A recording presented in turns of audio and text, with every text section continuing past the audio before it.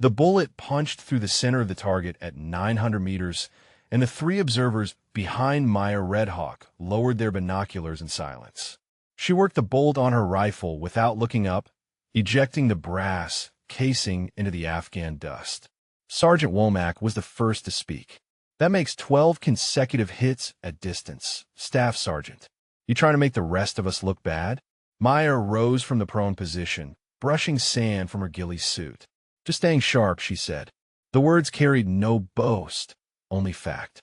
She had been at Forward Operating Base Viper for 3 weeks now, assigned to what the duty roster called Base Security Support. A polite way of saying she guarded gates and watched perimeters while other snipers deployed on missions. "Where are you watching from right now? Texas, California, somewhere overseas?" Drop your location in the comments, because what happened next in this valley changed how the entire military thinks about who belongs in combat. The briefing tent stood 50 meters from the range, its canvas walls rippling in the mountain wind. Maya spotted the Rangers gathering inside as she walked past, their voices carrying through the fabric. Captain Derichin stood at the front, pointer in hand, gesturing at a map of the Karengal Valley. She paused outside, listened. The mission briefing detailed a village clearing operation scheduled for dawn. "Standard sweep and secure," Chen was saying. "We move in from the east, establish overwatch on the northern ridge, and work through the village systematically. Intelligence suggests minimal hostile presence." Maya studied the terrain features on the map through the gap in the tent flap.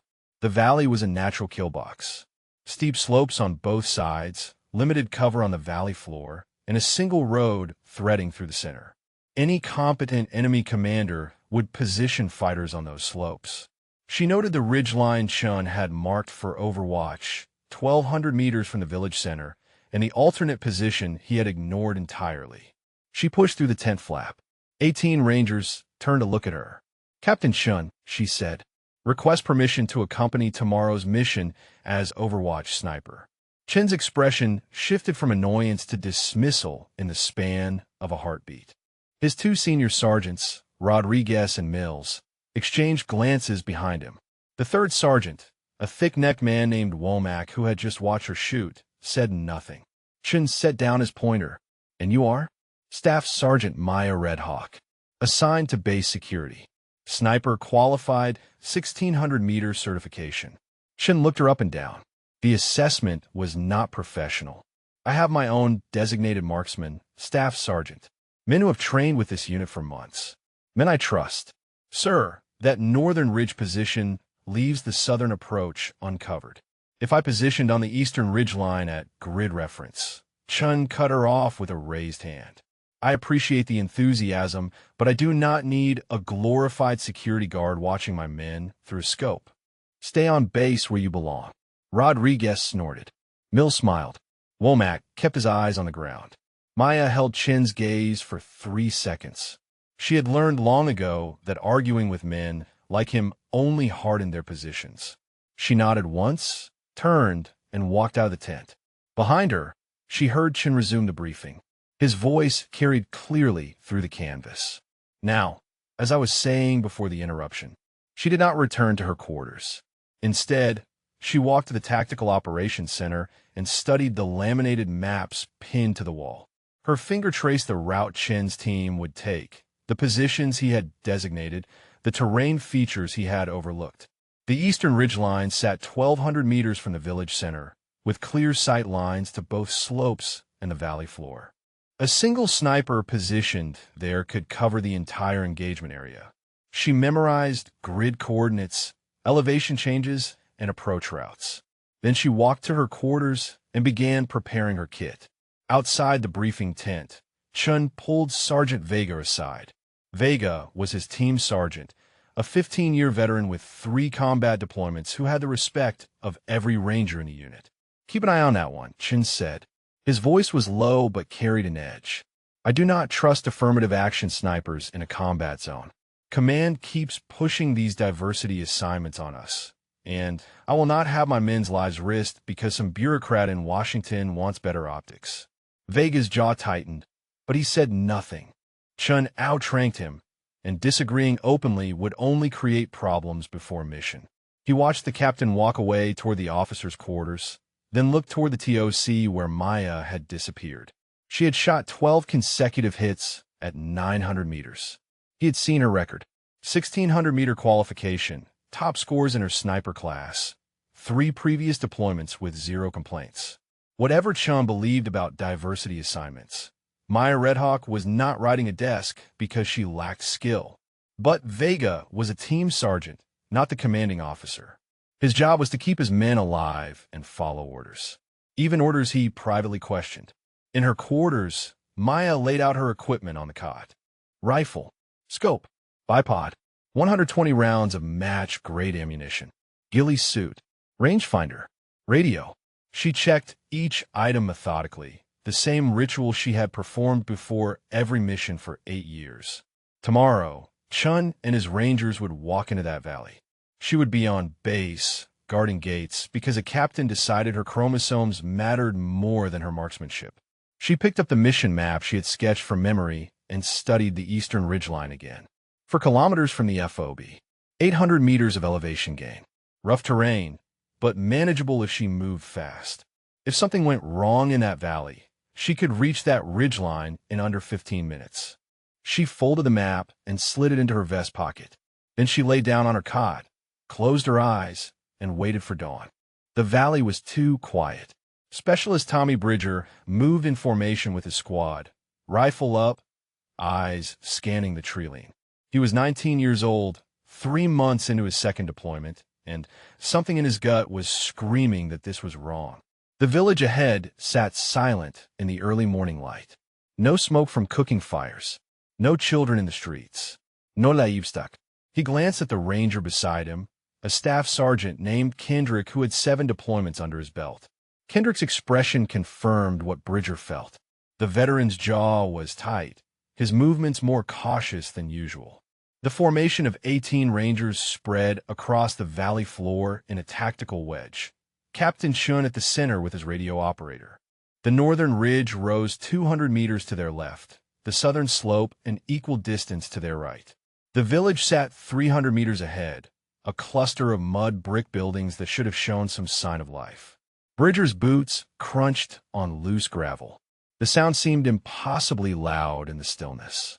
Somewhere above, a bird called once and went silent. They reached the village perimeter. Chun signaled the lead element forward. 4 rangers moved into the first building, emerging seconds later with a shake of their heads. Empty. The next building. Empty. The next.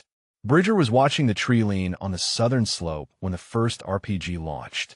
The rocket-propelled grenade streaked from the trees with a distinctive whoosh, trailing white smoke. It struck the building behind Chun, and the explosion threw 2 rangers off their feet. Before Bridger could process what was happening, the valley erupted. Gunfire poured from 3 directions simultaneously. Muzzle flashes sparked from the northern ridge, the southern slope, and the village buildings ahead. Rounds snapped past Bridger's head, kicked up dirt at his feet, punched into the wall beside him. He dove behind a low stone barrier, pressing himself into the earth as bullets cracked overhead. Contact, contact! Chin's voice on the radio was nearly drowned by gunfire. Taking fire from multiple positions. All elements fall back to rally point. There was no rally point. The ambush had been perfectly executed. The enemy had waited until the Rangers reached the village center, the lowest point in the valley, before springing the trap. Every direction offered elevated firing positions for the attackers. Bridger risked a glance over the wall. Muzzle flashes everywhere. He tried to count them and stopped at 40. There were more, many more. Kendrick slammed down beside him, blood streaming from a gash on his forehead. 2 men down. He shouted. Kowalski and Peters, they are in the open. Bridger looked. 20 meters away, 2 Rangers lay motionless in the dirt. He could not tell if they were alive. A burst of automatic fire stitched the ground around them, and he knew any rescue attempt would be suicide. Sergeant First Class Luis Vega reached the stone wall at a dead sprint, sliding into cover beside Chun. The captain was screaming into his radio, calling for air support, fire support, anything. Vega grabbed his arm, and pulled them down as a burst of gunfire shattered the stones above their heads. "Sir, we need to consolidate," Vega shouted. "Get everyone behind this wall." Chen's eyes were wild. Where the hell did they come from? Intelligence said minimal presence. Vega did not waste time on recriminations. He scanned the slopes, calculating angles and distances with the cold precision of a 15-year veteran. The enemy held a high ground on both ridges.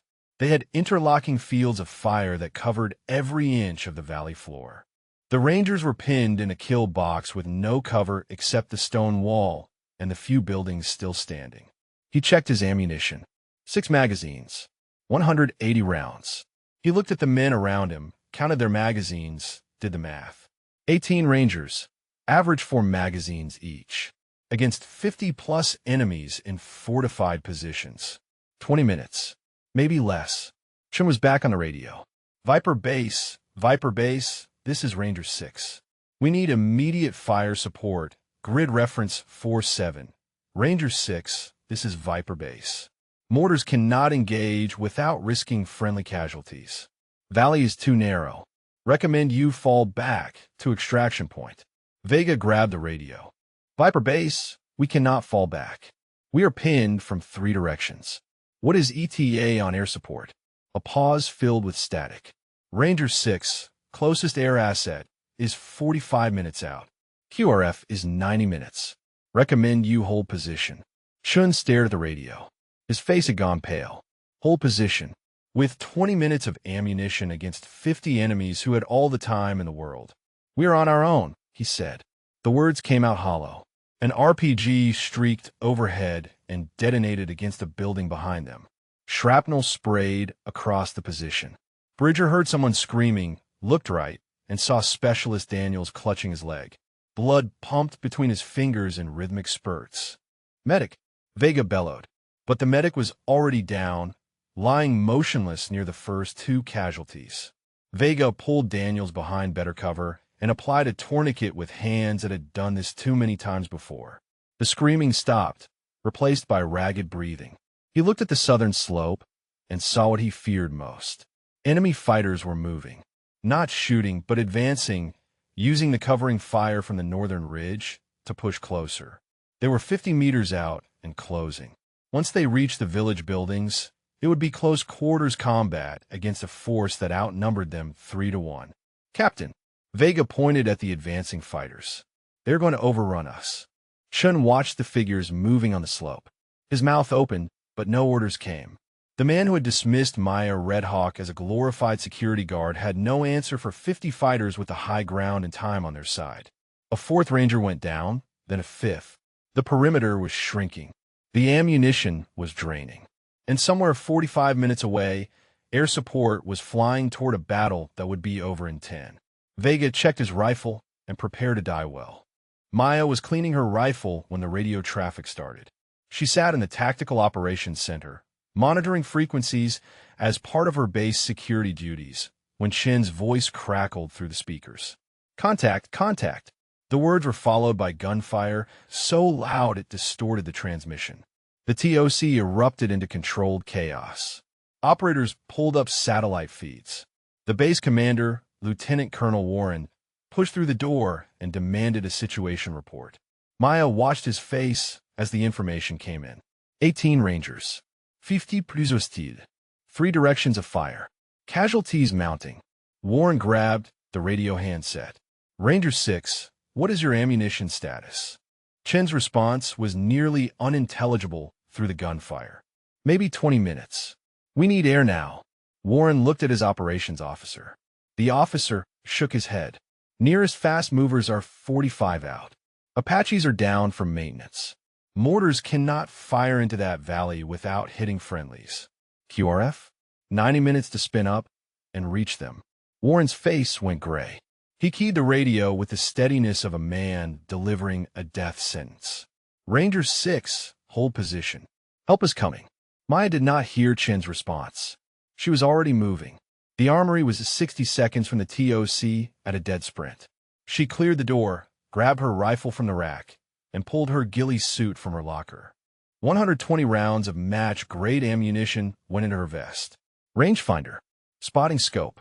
She was out the door in under 2 minutes. Sergeant Womack stood in the corridor, blocking her path.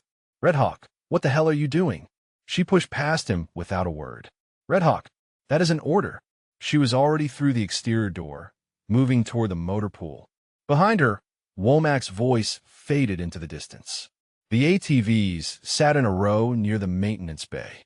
She grabbed the nearest one, turned the key, and gunned the engine before anyone could stop her. The ridgeline she had memorized from the maps lay 4 kilometers to the east. 800 meters of elevation gain on rocky terrain. Chen's team had maybe 15 minutes of ammunition left. She had to cover that distance in 12. The ATV screamed across the rocky ground, suspension hammering over stones and ruts. Maya leaned into the turns, pushing the vehicle harder than it was designed to go. The eastern ridgeline grew larger in her vision, a dark mass of rock and scrub against the morning sky. Radio traffic in her earpiece. 4th man down. Then moments later, 5th man down. She twisted the throttle harder. The trail ended at the base of the ridge. She abandoned the ATV and started climbing, rifle slung across her back, hands grabbing rocks and roots to pull herself upward. The slope was nearly vertical in places, loose scree sliding under her boots. Her lungs burned. Her legs screamed. She did not stop. 800 meters of elevation. In training, this climb took 20 minutes at a sustainable pace. She had done it in 15 during her qualification. Today she would do it in 12, or 18 rangers would die. Her grandmother had told her stories of the old warriors, the ones who ran for days across the plains without rest. She had laughed at those stories as a child. Now she understood. The body was a vessel. Pain was a message that could be ignored. Only the mission mattered. 6 man down, the radio crackled. They are advancing on the southern slope. Maya pulled herself over a boulder, found footing on a narrow ledge, and kept climbing. Her hands were bleeding where the rocks had torn her skin. She did not notice. The ridgeline appeared above her, a jagged line against the pale sky. 30 meters. 20. 10. She hauled herself over the final outcropping and dropped to her stomach, gasping for breath. No time to rest. She pulled her rifle around, deployed the bipod, and pressed her eye to the scope. The valley spread below her like a 3-dimensional map. She could see everything. The village center where Chen's team huddled behind a stone wall. The northern ridge where muzzle flashes sparked from a dozen positions. The southern slope where enemy fighters advanced through the scrub, 50 meters from the ranger perimeter. She swept the scope across the battlefield, counting targets. 53 visible. More in the trees. The Rangers were returning fire, but their shots were sporadic, running low on ammunition. Range to the nearest enemy fighter. 1,247 meters. Wind from the east at 8 knots. Elevation differential minus 200 meters. She calculated the adjustments automatically, years of training compressing complex ballistics into instinct. An enemy fighter on the southern slope raised an RPG launcher, aiming at the stone wall where a cluster of Rangers had taken cover. If that rocket hit, it would kill 4 men. Maya centered her crosshairs on his chest, exhaled half a breath, and squeezed the trigger. The rifle bucked against her shoulder. 1,247 meters away, the fighter dropped. The RPG clattered down the slope unfired. She worked the bolt, ejecting the brass, chambering a fresh round. I never left the scope. She keyed her radio.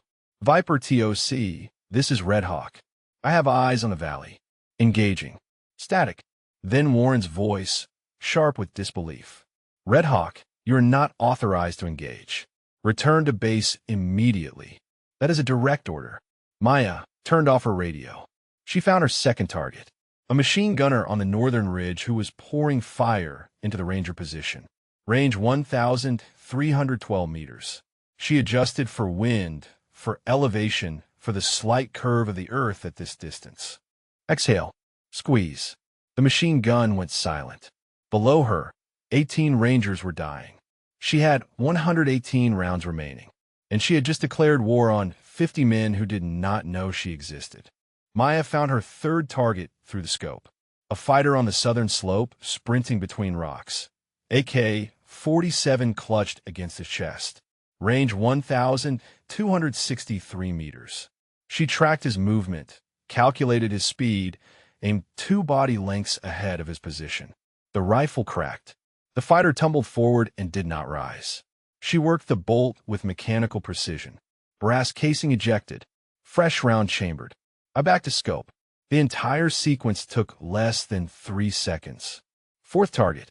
A man prone behind a boulder on the northern ridge, feeding belt ammunition into a Pecan machine gun. His partner was dead beside him, the first machine gunner she had killed. He did not know he was being watched from 1,200 meters away. She centered her crosshairs on his exposed shoulder, adjusted for the slight crosswind, and fired. Fifth target. Sixth. Each shot deliberate. Each shot lethal. She was not rushing. Speed created errors, and errors meant dead rangers. Deep breath in. Exhale half. Squeeze between heartbeats. Cycle the bolt. Acquire next target. Repeat. The rhythm was meditative, almost peaceful. Her grandmother had taught her to hunt deer in the Black Hills when she was 7 years old. Wait for the right moment. Her grandmother had said, the animal will tell you when it is time. These are not deer. But the principle remained the same. In the valley below, Tommy Bridger pressed himself against the stone wall and tried to understand what was happening. The machine gun fire from the northern ridge had stopped. He had watched 2 enemy fighters fall on the southern slope, one after another, dropped by shots that came from nowhere. No Rangers were firing in those directions. The angles were wrong. He looked at Vega, who was reloading behind the same wall. Sargent, who was shooting at them. Vega shook his head. He had seen it too. Enemy fighters falling without explanation. Muzzle flashes silenced by invisible fire.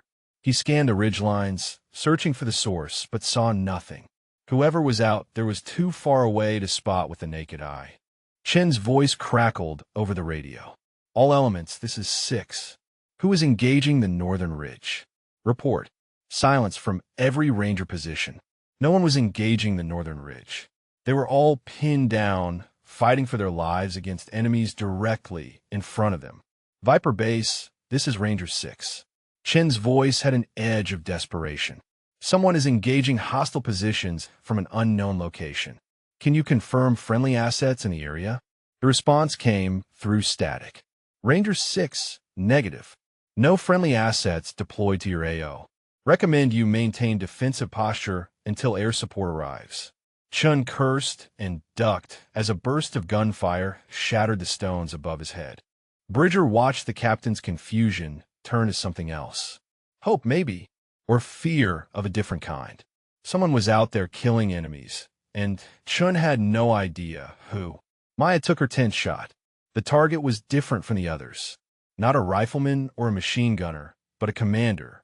She had watched him for 30 seconds through her scope, observed how the other fighters looked to him for direction, how his hand signals coordinated their movements. He stood behind a rock outcropping on the southern slope, pointing toward the Ranger position, orchestrating the advance that would overrun Chen's men. Leadership targets first. That was doctrine. Kill the brain, and the body becomes confused. Range 1,291 meters. The commander stepped out from behind his rock to shout an order. Maya fired. The effect was immediate. The advancing fighters on the southern slope faltered. Men looked back toward where their commander had stood, saw him crumpled on the ground, and hesitated. The coordinated assault dissolved into individual fighters seeking cover. Bridger watched the enemy advance stall. 30 seconds ago, they had been pushing closer with terrifying discipline. Now they were scattering, ducking behind rocks, looking in every direction for the threat they could not see. Something is killing them, Kendrick said beside him. The veteran's voice held wonder and confusion in equal measure. Something they cannot find. Bridger risked a glance over the wall. Enemy fighters on both slopes were behaving differently now. Less aggressive, more cautious. Some were retreating to better cover rather than advancing. He saw one man point toward the eastern ridgeline, shouting to his companions, but at this distance Bridger could not tell what he was saying. Maya continued firing. 11th shot, 12th, 13th. Each one found flesh. She prioritized targets methodically. Anyone raising a weapon toward the Rangers. Anyone attempting to coordinate others. Anyone moving toward the Ranger perimeter. Her shoulder ached from the repeated recoil. She ignored it. Her focus had narrowed to a single point of clarity, the intersection of crosshairs and target, the space between heartbeats where the shot lived. 14th, a rifleman on the northern ridge who had found a perfect firing angle on the Rangers below. He never took the shot. 15th, an RPG team setting up on the southern slope. The gunner fell first. His loader tried to grab the weapon and died 3 seconds later. In the valley, the pressure was lifting. Bridger could feel it. The incoming fire had slackened. Enemy fighters were focused on finding the ghost that was killing them rather than pressing the attack. It was not victory. The Rangers were still trapped, still outnumbered, still bleeding. But it was something. It was time. Vega grabbed Chen's arm and pointed at a cluster of buildings 50 meters to their west. Better cover there. We move while they're distracted. Chen hesitated. Moving meant exposing his men. But staying meant dying slowly behind a wall that was being chipped away with every burst of enemy fire. He nodded once. All elements, prepare to move on my signal. 1,200 meters above them. Maya watched through her scope and kept firing. The enemy sniper on the northern ridge was good. Maya had spotted him 2 minutes ago, prone behind a fallen tree, his rifle sweeping the valley below. He had already killed 2 Rangers with precise shots to the head. Now he was searching for her, his scope tracing the ridgelines, hunting the hunter. She watched him through her own scope. Range 1,347 meters. He was methodical, patient, working his way across the terrain in a grid pattern. Professional, probably trained by foreign advisors. Dangerous. He swept past her position once. Twice. The third time, his scope lingered on the rocks where she lay hidden.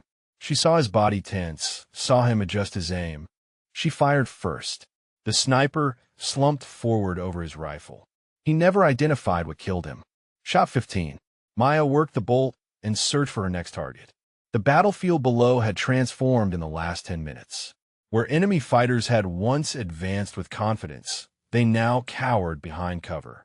She watched a man peek around a boulder, scan the ridgelines with terrified eyes, and duck back into hiding without firing a shot.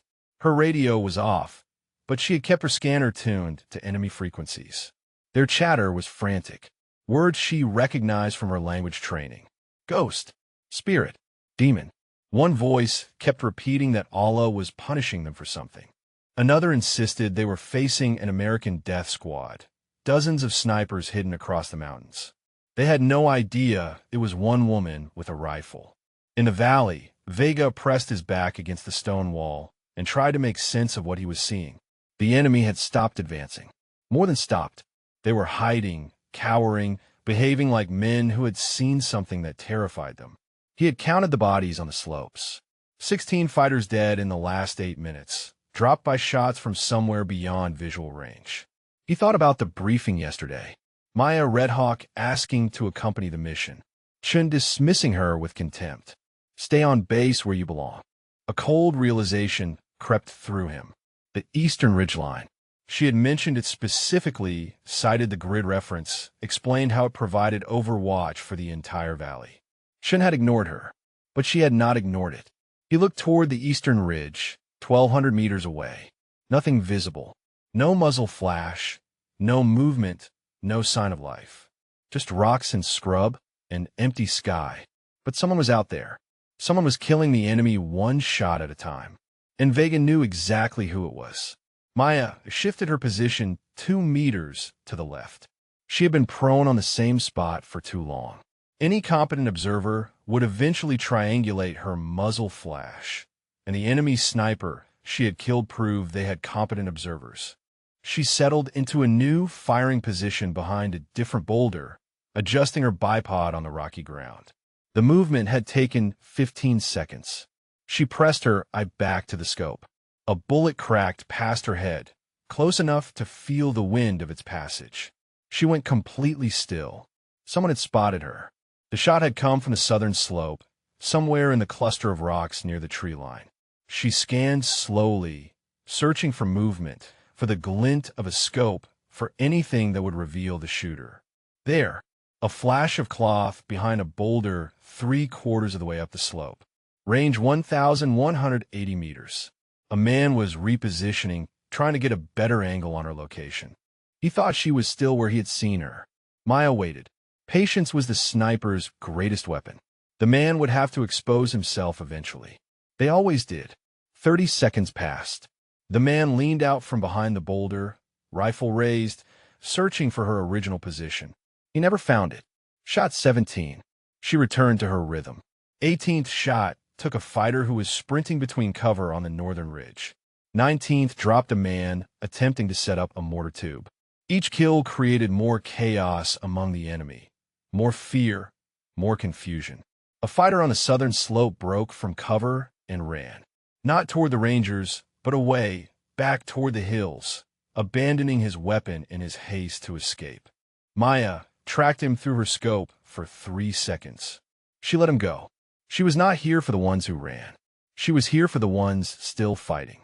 Movement near the village drew her attention. An enemy fighter crouched behind a crumbling wall, an RPG launcher balanced on his shoulder. He was aiming at the cluster of Rangers behind the stone barrier. One rocket, properly placed, would kill half a dozen men. Shot 20. The RPG clattered to the ground, unfired. The fighter crumpled beside it. Vega watched another enemy fall and made his decision. "Sir," he said to Chun, "we need to move now. Whatever is hitting them, it is buying us time. We stay here, we die when it stops." Chun stared at him. Moving meant crossing open ground. Moving meant trusting that the invisible force killing their enemies would continue long enough to cover their retreat. But staying meant certain death. The wall they hid behind was disintegrating under sustained fire. 3 more Rangers had been wounded in the last 5 minutes. Ammunition was critically low. Chun looked at the bodies on the slopes. At least 20 enemies dead from a shooter no one could see. If that shooter stopped, if whoever was out there ran out of ammunition or was killed or simply decided to leave, the enemy would regroup and finish what they started. He had no choice. "All elements," Chun said into his radio, "prepare to move to secondary cover on my mark." 1,200 meters above, Maya heard nothing, but she saw the Rangers tensing, preparing. She understood what was coming. She found her next target and kept shooting. A new commander emerged on the southern slope. Maya watched him through her scope as he moved between positions, grabbing fighters by their shoulders, shouting into their faces, pointing toward the Ranger position with sharp, aggressive gestures. He was rallying them, reorganizing the chaos she had created into something coherent and deadly. She understood his plan immediately. The ghost sniper could not kill them all, not if they moved fast enough in large enough numbers. Accept the casualties. Overwhelm the Americans before the invisible rifle could stop them. It was brutal mathematics, and it was correct. 30 fighters rose from cover and began advancing. Maya did her own calculations. 67 rounds remaining. 1 shot every 4 seconds if she maintained her accuracy. 30 shots in 2 minutes.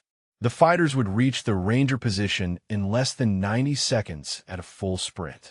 She could not kill them all, but she could break them. The new commander was still shouting orders, waving more fighters forward. Maya centered her crosshairs on his chest. Shot 21. The commander fell. The advance stuttered. A lieutenant grabbed the fallen man's radio, started shouting commands. Maya found him in her scope. Shot 22. Another man stepped forward to lead. Shot 23. Then another. Shot 24. Each time a fighter tried to coordinate the assault, she killed him. The charge lost cohesion, becoming a scattered mob of individuals rather than a coordinated attack. But they kept coming. 30 men driven by fear of the ghost behind them, as much as hatred of the Americans ahead. They ran in zigzag patterns, ducking and weaving, making themselves harder targets. Maya adjusted. She stopped aiming for center mass and began leading her targets, anticipating their movements. Shot 25 dropped a sprinter at full stride. 26 caught a man mid-dodge. 27, 28, 29. Her shoulder screamed from the repeated recoil. She ignored it. Her world had compressed to the circle of her scope, the rhythm of her breathing, the space between heartbeats where the rifle became an extension of her will. In the valley, Captain Derek Chun watched the impossible. The charging enemy was disintegrating.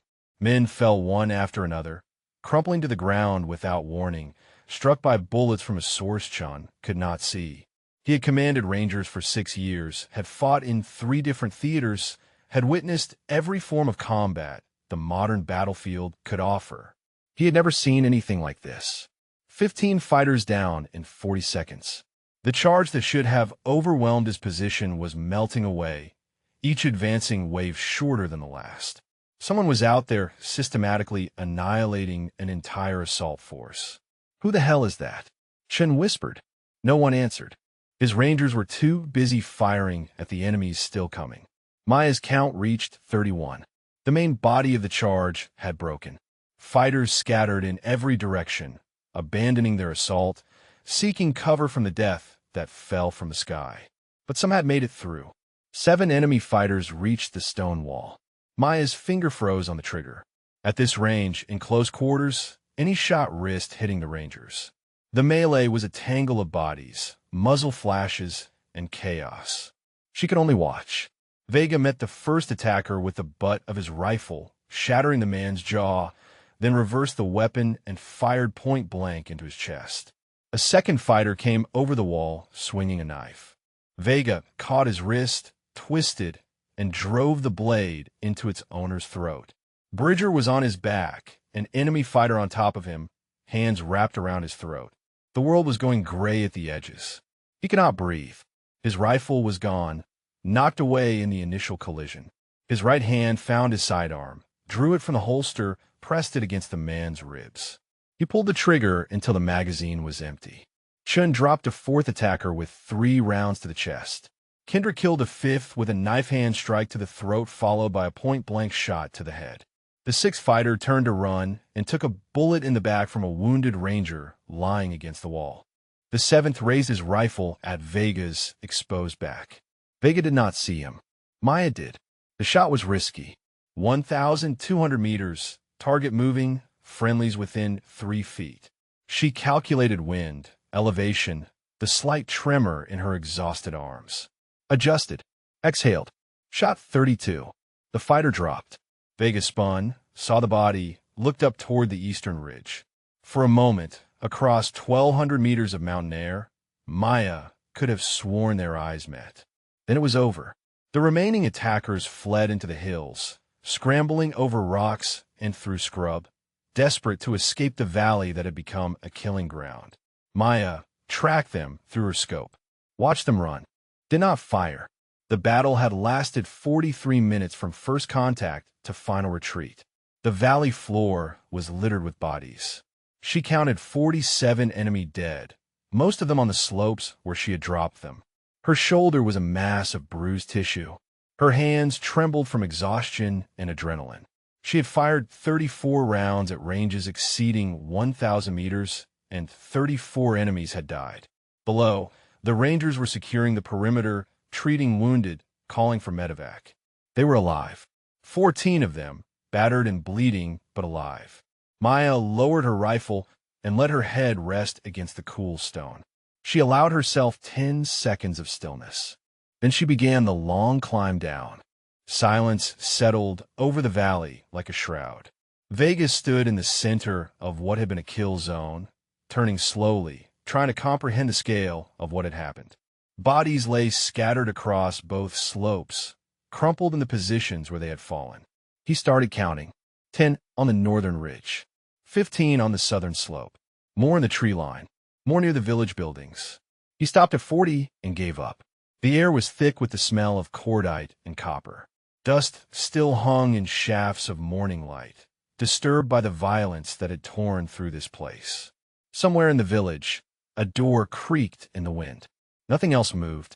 Chun was on the radio, his voice unsteady in a way Vega had never heard before. Viper Base, this is Ranger 6. We need immediate medevac. For Kia, 6 wounded, some critical. Valley is secure. Repeat, Valley is secure. The words sounded hollow. Valley is secure. As if they had accomplished this themselves. As if 18 Rangers had fought off 50 enemies through skill and firepower alone. Chun lowered the radio and stared at the slopes, at the bodies that lined them like fallen leaves after a storm. His mouth moved, but no sound emerged. Finally, a whisper. What the hell happened here? No one answered. No one could. Bridger sat with his back against the stone wall, hands trembling in his lap. He was staring at a point in the middle distance, seeing nothing. 3 of his friends were dead. Kowalski, who had taught him to play poker on the flight over. Peters, who had a daughter he had never met. Daniels, who had bled out despite the tourniquet, despite everything. But Bridger was alive. That fact kept circling in his mind, refusing to settle into meaning. He should be dead. Everyone here should be dead. The mathematics of the ambush had been absolute. 50 enemies, elevated positions, no support, no escape. The only possible outcome was annihilation. Yet here he sat, breathing, heart beating, alive. 14 of them had walked out. 14 out of 18. In an ambush that should have left 0 survivors. On the eastern ridge, Maya began her descent. The climb down was harder than the climb up. Her legs shook with exhaustion. Her arms felt like dead weight. The adrenaline that had carried her through 40 minutes of sustained combat had drained away, leaving only the raw physical cost of what she had done. Her shoulder was a swollen mass of bruised tissue from the repeated recoil. Her hands were scraped raw from the initial climb, dried blood cracking on her palms. Every step sent pain shooting through muscles she had pushed far beyond their limits. She did not stop. The Rangers needed help. Wounded needed evacuation. There was work to be done.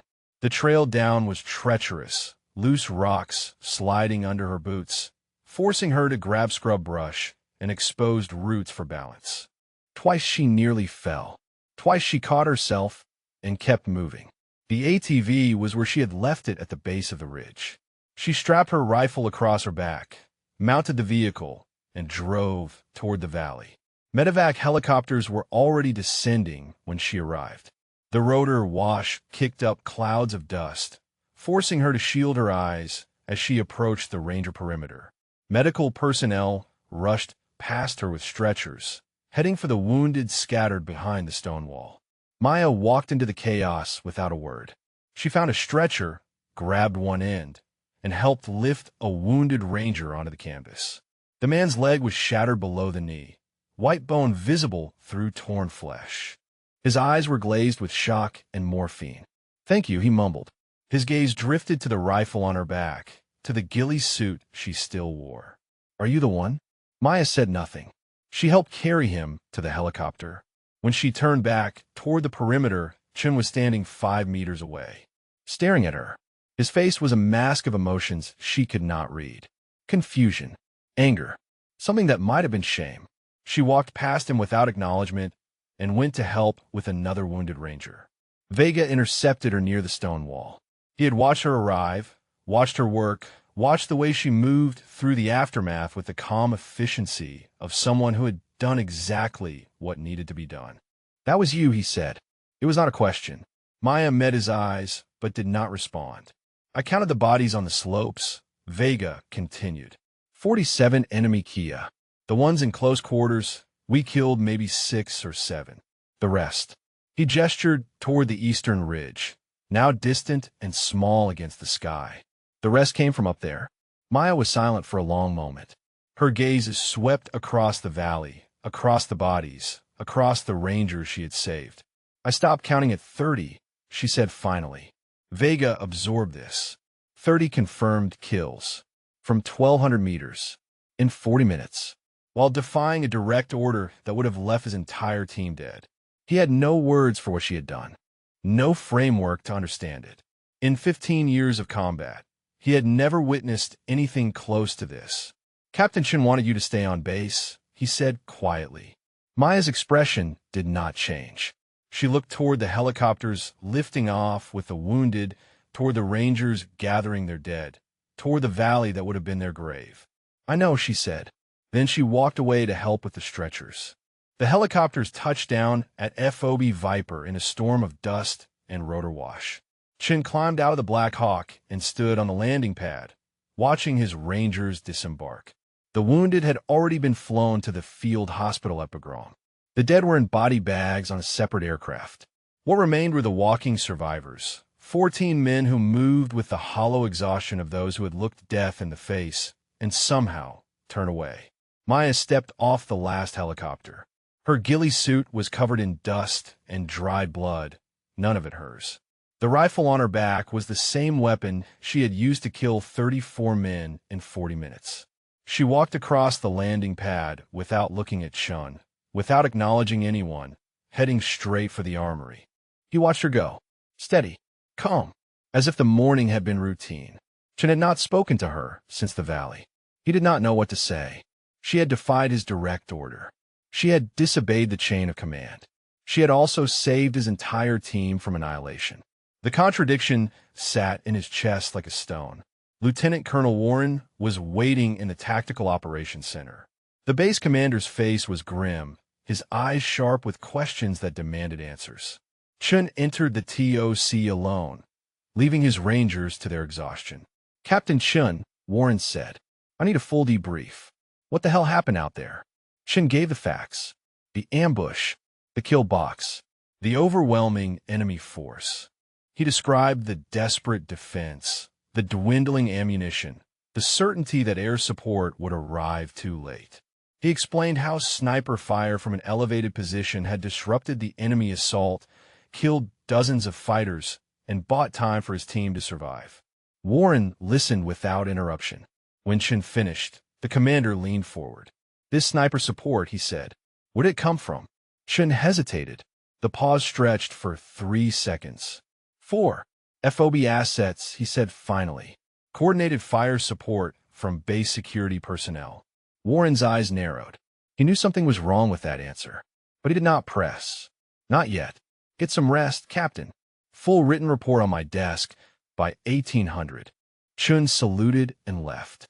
In his quarters, he sat on the edge of his cot and stared at the wall. His hands were still trembling, hours after the last shot was fired. He could still hear the crack of incoming rounds, still see the muzzle flashes on the slopes, still feel the certainty that he was about to die. She had saved him, the woman he had dismissed as a glorified security guard. The sniper he had refused to bring on the mission.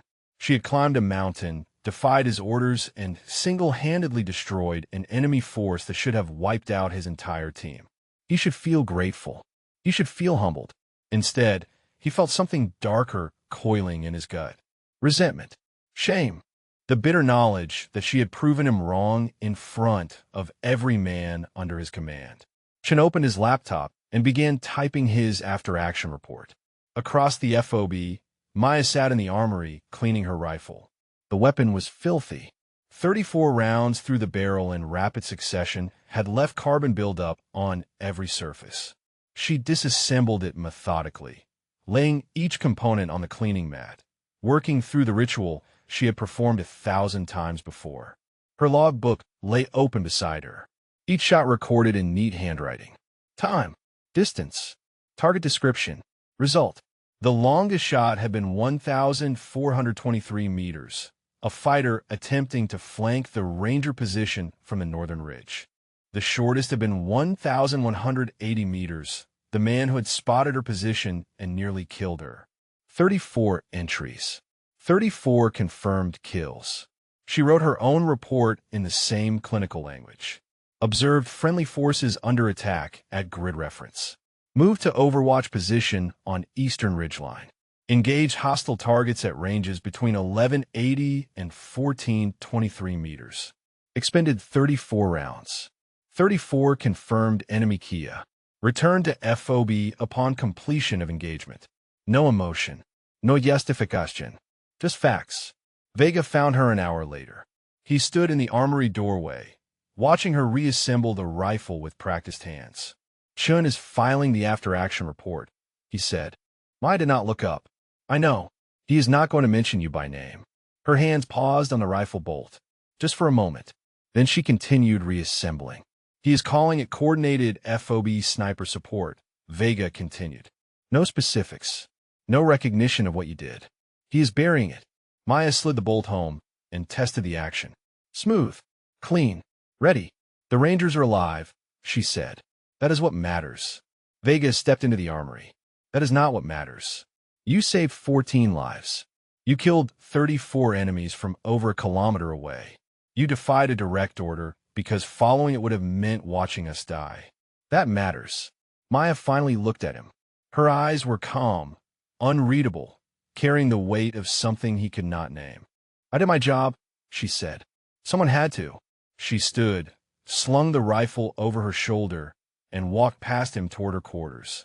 Vega watched her go, frustration and admiration warring in his chest. At 1800 hours, Chun submitted his report. The document was thorough, professional, and complete. It detailed the ambush, the defense, the casualties, and the eventual enemy retreat. It credited coordinated sniper support from FOB assets with disrupting the enemy assault. Nowhere in the 14 pages did the name Maya Redhawk appear. The erasure was complete. As far as the official record was concerned, she did not exist. The numbers did not add up. Colonel Patricia Hawkins sat in her office at Joint Special Operations Command Headquarters, spreading after-action reports across her desk like pieces of a puzzle that refused to fit together. The Karangal Valley ambush had crossed her desk as a routine review, one of dozens that came through JSOC every week. But the data made no sense. 18 Rangers. 50 plus ennemis combattants. 3 directions of fire. Elevated positions. No air support for 45 minutes. No quick reaction force for 90. For American Kia. 14 survivors. 47 enemy dead. Hawkins had been analyzing combat engagements for 22 years. She had seen miracles and disasters, heroism and failure, every permutation of battlefield mathematics the modern era could produce. This engagement defied all of them. By every metric she knew, 18 men caught in a prepared ambush by 50 enemies with the high ground should have suffered catastrophic losses. 70% casualties at minimum. More likely total annihilation. Instead, the Rangers had lost 4 and killed 47. She pulled up Captain Chen's report and read it for the 3rd time. The document was professionally written, thorough in its tactical detail, and maddeningly vague on one critical point. Coordinated sniper support from FOB assets disrupted enemy positions and enabled defensive operations. Coordinated sniper support from FOB assets. Hawkins pulled the personnel roster for Forward Operating Base Viper and searched for qualified snipers.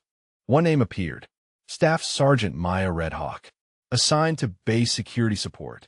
She cross-referenced with Chen's report. No mention of Redhawk. No mention of any individual sniper. Just the passive, bureaucratic language of someone hiding something. Hawkins pulled the individual statements filed by surviving Rangers. Most were standard accounts of the firefight, focused on immediate actions and personal observations. Then she found Sergeant First Class Vega's statement. Precision rifle fire from elevated position, estimated range 1,200 plus meters, engaged multiple enemy targets over approximately 40-minute period. Source of fire unknown to engage personnel at time of contact. Unknown to engage personnel, but not unknown to Chun, who had credited FOB sniper assets. Someone had been on that ridgeline. Someone Chun did not want to name. Hawkins booked a flight to Afghanistan. FOB Viper was smaller than she expected, a cluster of hardened structures surrounded by HESCO barriers and razor wire. She arrived unannounced, a privilege of her rank and position. The base commander, Lieutenant Colonel Warren, met her on a landing pad with obvious surprise. Colonel Hawkins, we were not informed of a JSOC inspection. This is not an inspection, Hawkins said. This is an investigation. I need to interview Captain Chun and his surviving Rangers. Starting now. Chun appeared in the interview room 15 minutes later. He was polished, professional, and completely evasive. Hawkins asked about the sniper support that had saved his team. Chun credited the overall response effort, the coordination between elements, the skill of his Rangers under fire. Captain, Hawkins said, I have reviewed the personnel roster for this FOB. There is one qualified sniper assigned here. Staff Sergeant Maya Redhawk. Was she involved in the engagement? Chen's jaw tightened. Staff Sergeant Redhawk is assigned to base security. She was not part of my mission element. That was not my question. Was she involved in the engagement? A pause. The briefest flicker of something in Chen's eyes. I cannot speak to her individual actions, Colonel. My report reflects the facts as I observe them. Hawkins dismissed him and called for Vega. The team sergeant was different. He sat across from her with the steady gaze of a man who had made a decision and would not be moved from it. Tell me what happened, Hawkins said. Vega told her everything. The briefing where Maya had requested to join the mission. Chen's public dismissal. The exact words he had used. I did not need a glorified security guard watching my men through a scope. The order for her to stay on base. Then he told her about the valley, the ambush, the certainty of death, and then the shots from nowhere, dropping enemies one after another, buying time that should not have existed. She climbed that mountain anyway, Colonel. Vega's voice was steady, but weighted with something close to reverence. She disobeyed a direct order, because following it meant watching us die. And then she shot 34 men from over 1,200 meters while we were fighting for our lives. Hawkins interviewed Bridger next. The young specialist was still processing what had happened, his words coming in fragments and half-finished thoughts. I should be dead, he said. My whole team should be dead. The math did not work. We were outnumbered, outpositioned, out of ammunition. And then he trailed off, staring at something Hawkins could not see. That woman on the ridge. She was like a guardian angel with a rifle. Hawkins requested Maya's personal records. What she found confirmed everything Vega had described. A log book with 34 entries. Time, distance, target description, result. Each shot documented with clinical precision. The longest at 1,423 meters. The pattern showing tactical intelligence. Leadership targets first. Heavy weapons second. Advancing fighters third. She was not spraying bullets. She was systematically dismantling an enemy force. Hawkins found Chun in his quarters and laid the evidence on his desk. The logbook, Vega's statement, Bridger's statement, the personnel roster showing Maya as the only qualified sniper on base. Explain this, she said. Chun stared at the documents. His professional composure cracked, revealing something raw beneath. She disobeyed a direct order, he said. I told her to stay on base. She ignored me. Hawkins leaned forward. That order would have killed 18 Rangers, Captain. Every man in your unit would be dead right now if she had followed it. Chun had no response. The truth sat between them, undeniable and damning. Hawkins gathered the documents and stood. I will be filing a full report with JSOC Command, she said. I suggest you prepare yourself for what comes next. Colonel Hawkins typed the final sentence of her report and sat back in her chair. The document ran 23 pages. It detailed every element of the Korengal Valley engagement, from the initial mission briefing to the aftermath. It included transcripts of her interviews with Chun, Vega, Bridger, and 6 other surviving Rangers. It contained Maya Redhawk's personal log book, her service record, her qualification scores. It laid out a timeline that showed exactly what had happened and exactly who had made it possible. The conclusions were unavoidable. Captain Derek Chun had dismissed a qualified sniper from a combat mission based on gender bias. He had explicitly ordered her to remain on base. When she defied that order and save his entire team, he had filed an after-action report designed to erase her contribution from the official record. His conduct represented a failure of leadership, a violation of equal opportunity directives, and a deliberate attempt to falsify operational documentation. Recommendation: relief of command. Full investigation for conduct unbecoming an officer. Hawkins attached a second document. This one focused on Staff Sergeant Maya Redhawk. 34 confirmed kills in approximately 40 minutes. Engagement ranges between 1,180 meters and 1,423 meters. Actions taken in direct defiance of orders that would have resulted in the deaths of 18 American service members. Tactical decision making under extreme pressure that demonstrated exceptional judgment, skill, and moral courage. Recommendation: Medal of Honor consideration. She encrypted both documents and transmitted them to JSOC Command. 2 weeks later, Captain Derek Chun received orders to report to Joint Special Operations Command Headquarters at Fort Bragg. The summons provided no explanation, only a date, time, and room number. He assumed it was a routine debrief, perhaps a commendation for his team's survival against overwhelming odds. He was wrong. The briefing room was smaller than he expected. A single table, 4 chairs on one side, 1 on the other. 3 generals sat facing the empty chair. A recording device sat on the table between them, its red light already blinking. Chun saluted and took his seat. General Morrison, a 3-star with 30 years of service and a reputation for surgical precision in personnel matters, opened a folder and studied its contents for a long moment. "Captain Chun," he said, "we have reviewed the after-action report you filed regarding the Korengal Valley engagement. We have also reviewed Colonel Hawkins' independent investigation. There are significant discrepancies." Chun felt the first cold tendril of fear in his stomach. "Sir, my report accurately reflected." Morrison raised a hand. "We have recordings." He pressed a button on the device. Chun's own voice filled the room, captured by the TOC's communications archive. "I do not need a glorified security guard watching my men through a scope. Stay on base where you belong." The words hung in the air like a verdict. Chun remembered saying them. He remembered the satisfaction he had felt, putting the woman in her place in front of his men. That satisfaction had curdled into something else now.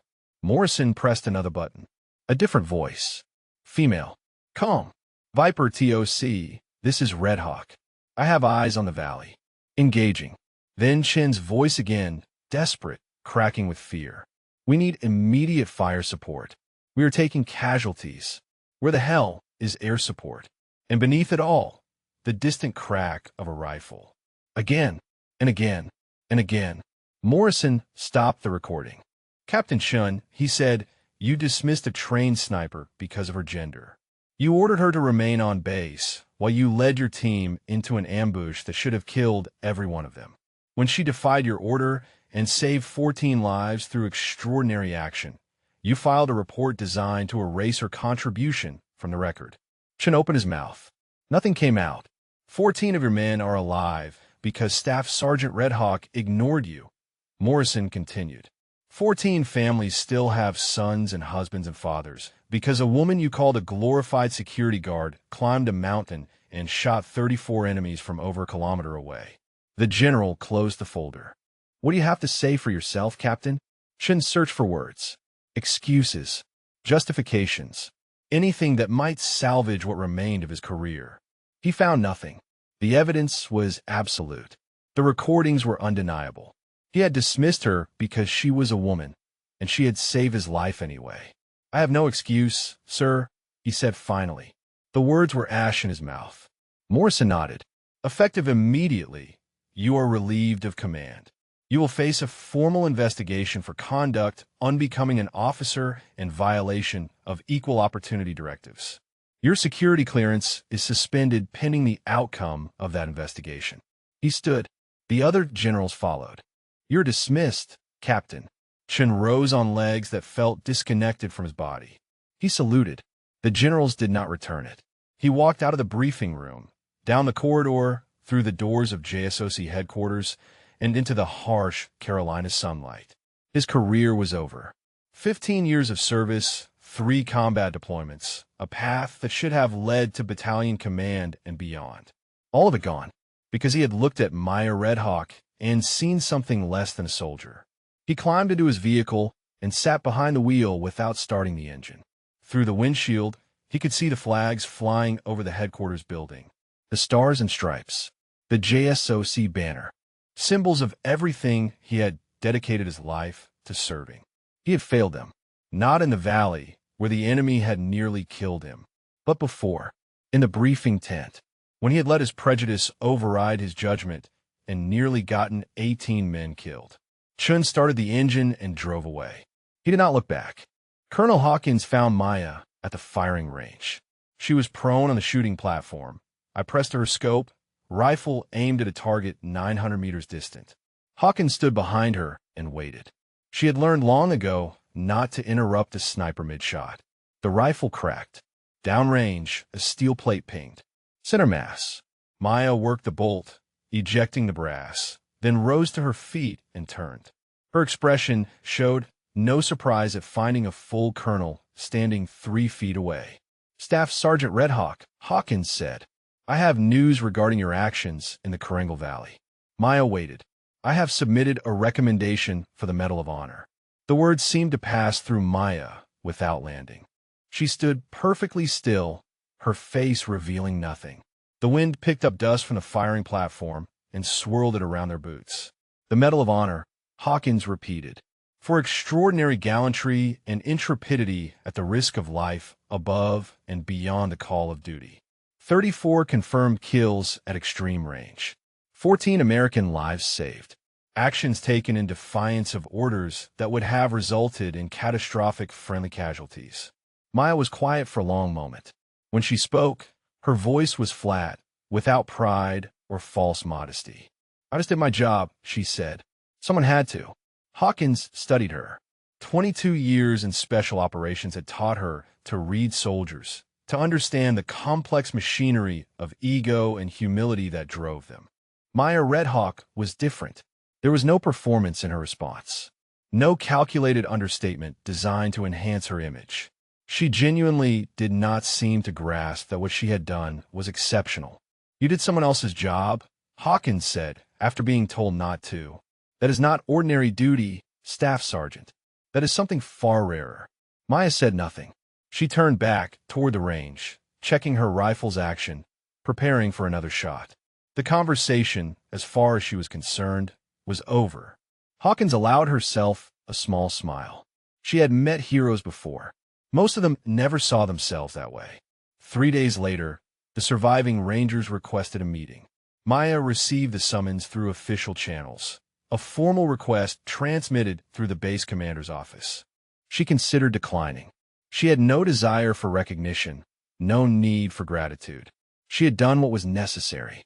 That should have been enough. But these men had nearly died. 4 of their brothers had not come home. If they needed something from her, she would give it. She walked into the briefing tent at the designated time and stopped.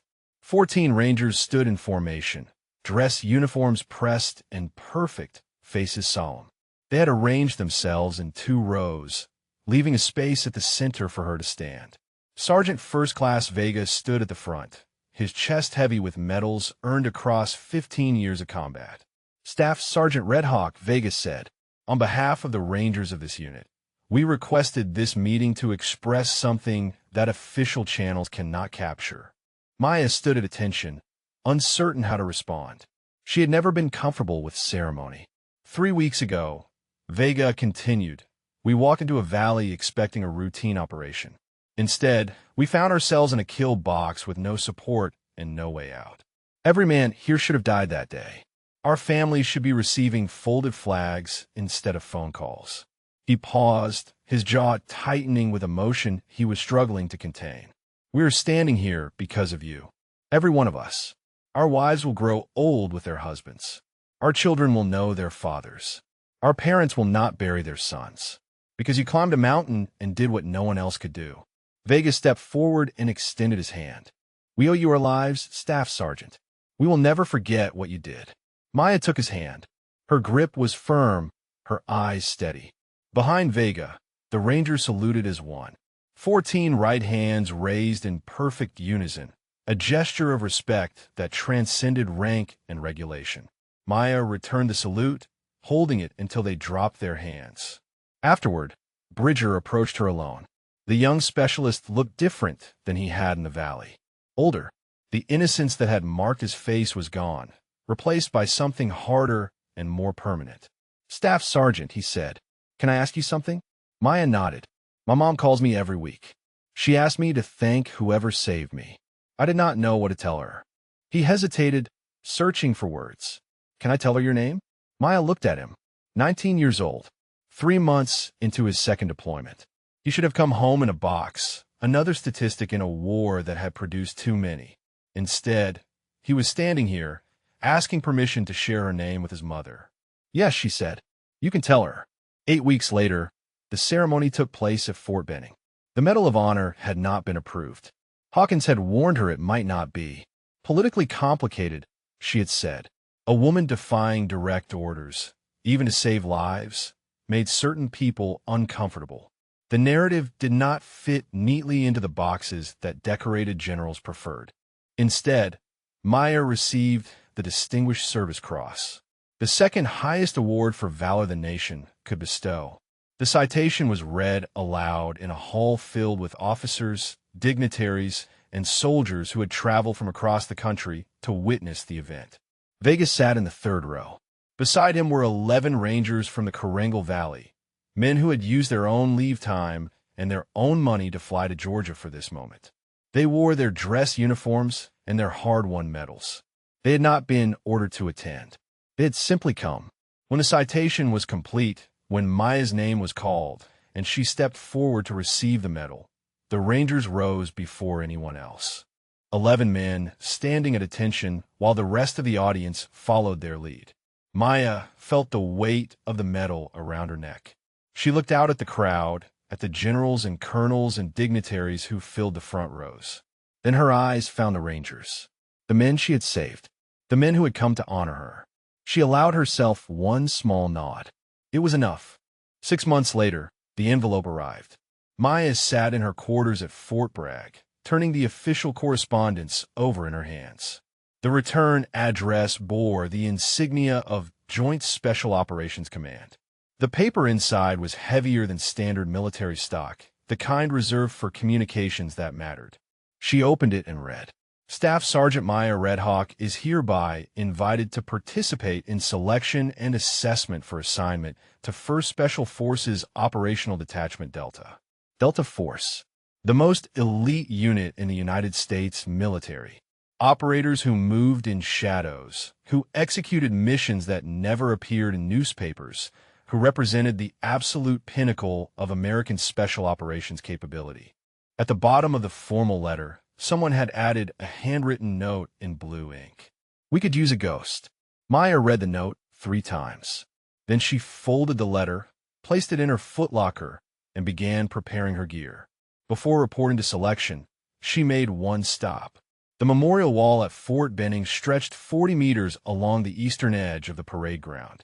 Bronze plaques covered its surface, each one bearing the name, rank, and date of death of a soldier who had given everything. Maya walked slowly along its length, reading names she did not know, honoring sacrifices she had never witnessed. She found them near the center of the wall, for plaques, installed 3 months after the Corangle Valley. Kowalski, Peters, Daniels, Martinez, the Rangers who had died before she could reach the ridgeline, the ones she had not saved. Maya stood before their names for a long time. The morning sun cast long shadows across the bronze, warming the metal under her fingertips as she traced each letter. She had saved 14. She had not saved these 4. That mathematics would live inside her forever, a weight she would carry alongside the medal around her neck and the rifle on her back. The ones who came home, the ones who did not. I am sorry, she said quietly. I was not fast enough. The wind stirred the flags overhead. The plaques offered no response. They never did. Maya touched each name one final time, then turned and walked away. At JSOC headquarters, Colonel Hawkins reviewed the latest policy memorandum to cross her desk. Subject: Integration of qualified personnel into combat assignments. The document ran 12 pages, dense with regulatory language and implementation guidelines. But its core message was simple. Gender would no longer be a permissible factor in combat role assignments. Qualified personnel would be evaluated on capability alone. The Red Hawk incident was cited 3 times in the supporting documentation. Her name had become shorthand for a specific kind of failure, the failure of prejudice to recognize competence, and a specific kind of correction. The policy change would affect thousands of service members across every branch. One woman on a ridgeline had moved mountains. Hawkins signed the acknowledgement form and forwarded the memorandum to her subordinate commands. Progress came slowly in the military, but it came. Delta Selection was everything Maya had expected and nothing she had prepared for. The cadre knew her reputation. Word traveled fast in special operations circles, and a sniper who had killed 34 enemies from 1,200 meters while defying direct orders was not easily forgotten. They did not care about her gender. They cared about capability, endurance, and the indefinable quality that separated operators from everyone else. The first exercise was a 4-kilometer mountain climb with full combat load. 60 pounds of gear on her back, rocky terrain underfoot, a time limit that seemed designed to be impossible. Maya smiled as she shouldered her pack. She had climbed this mountain before. She finished third in her selection class, not because she could not have finished first, but because she had paced herself to help a struggling candidate over the final ridge. The cadre noticed. They always noticed. 3 weeks into selection, a letter arrived from Texas. The handwriting on the envelope was unfamiliar, but the return address made her pause. Bridger, the young specialist from the Karengal Valley. She opened it carefully, unfolding pages covered in neat, careful script. Staff Sergeant Red Hawk, the letter began. I hope this finds you well. I wanted you to know that I made it home. Finished my enlistment last month. Got married to my high school sweetheart 3 weeks ago. We are expecting our first child in the spring. Maya read on, following his words through the ordinary miracles of a life that had almost ended in an Afghan valley. We found out yesterday that it is a boy. My wife and I talked about names for a long time. We wanted something that meant something. Something that would remind him every day about courage and sacrifice and doing what is right even when no one tells you to. The next line made her stop breathing. His middle name will be Red Hawk. I thought you should know. Maya sat on the edge of her cot, holding the letter, reading those words again and again. Somewhere in Texas, a child would carry her name. A child who existed because she had climbed a mountain and done her job. She had not saved the 4, but she had saved the ones who came home. And now those lives were multiplying, spreading outward in ways she would never fully see. It was enough. It had to be enough.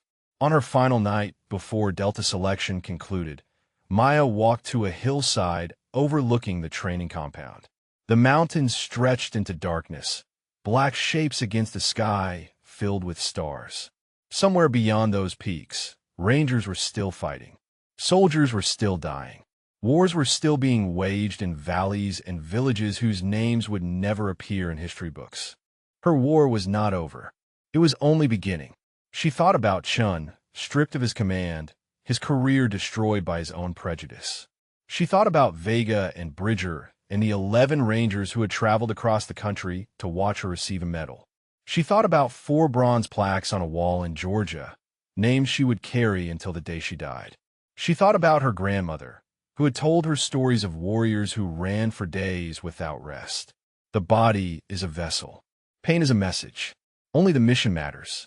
Maya shouldered her rifle and walked back toward the barracks. Tomorrow, she would learn whether she had made Delta. Tomorrow, a new chapter would begin. But tonight, under the stars, she was simply a soldier who had done her duty. Nothing more, nothing less. And that was everything. If this story hit you, drop a comment telling us which moment stayed with you. Was it Maya's climb up that mountain? The silence when the Rangers realized who saved them? Chen's reckoning in that briefing room? Let us know below, and subscribe so you never miss another story about warriors who refuse to be dismissed.